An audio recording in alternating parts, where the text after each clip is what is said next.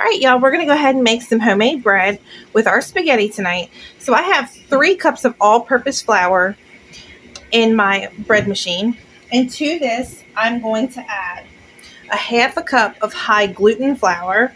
And I'm using the King Arthur high gluten flour. Then we're going to add in a quarter a cup of Parmesan cheese. Okay. Then we are going to add in 2 teaspoons of yeast. Let's go ahead and add 2 teaspoons in here. Okay.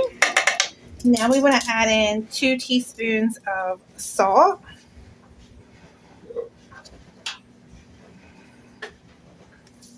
Okay.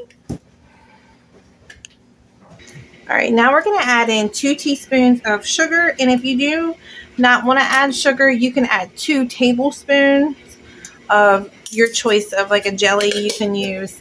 I've used bacon jelly, I've used onion jelly, I've used apple jelly, so whatever you want. So 2 tablespoons of jelly or 2 teaspoons of sugar.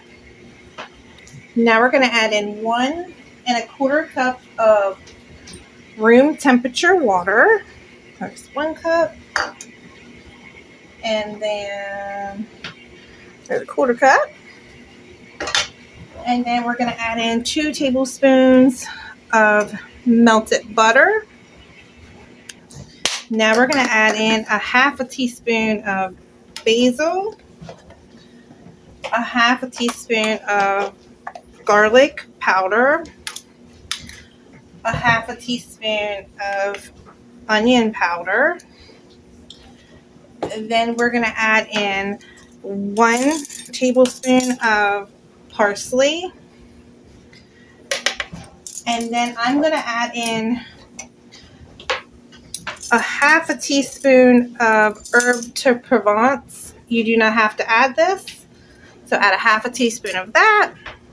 All right, so we got everything in there. 1 1/4 cup of water, 2 tablespoons of butter, 2 teaspoons of salt, 3 cups of all-purpose flour, a half a cup of high gluten flour, 2 teaspoons of sugar, 1 tablespoon of parsley, a 1/4 cup of Parmesan cheese.